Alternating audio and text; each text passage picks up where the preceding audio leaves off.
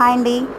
ఈరోజు స్పెషల్ ఏం చేశానంటే మిరపకాయ బజ్జీతో చికెన్ స్టఫ్ పెట్టి బజ్జీ చేశాను.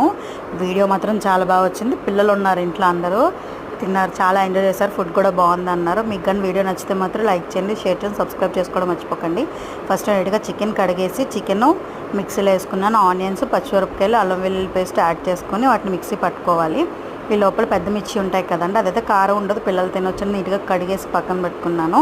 స్టఫ్ పైన లేయర్ కోసమని శనగపిండి, కొంచెం బేకింగ్ సోడా, కొంచెం కారం, ఉప్పు కూడా యాడ్ చేసుకున్నాను. ఇక మిక్సీ వేస్తాను. ఆల్రెడీ మిక్సీని మెత్తగాన తర్వాత దీన్ని గ్లాస్లో వేసుకున్నాను. గ్లాస్లో బజ్జీ ఫేమస్ కదా, గ్లాస్లో యాడ్ చేశాను. మిర్చిని ఫస్ట్ మిడిల్లో కట్ చేసుకొని దాంట్లోకి చికెన్ మిక్స్ చేశాను కదా, దాన్ని స్టఫ్ చేసేసి బజ్జీలోకి డిప్ చేసి గ్లాస్లోకి చేశాను. వీడియో చూస్తున్నారు కానీ సబ్స్క్రైబ్ చేసుకోవట్లేదు. ఇప్పటివరకు సబ్స్క్రైబ్ చేసిన వాళ్ళందరికీ చాలా చాలా థ్యాంక్స్. ఇప్పుడు మనకు 400 అయ్యారు. నెక్స్ట్ 500 లోపు చేయాలి. Thank you.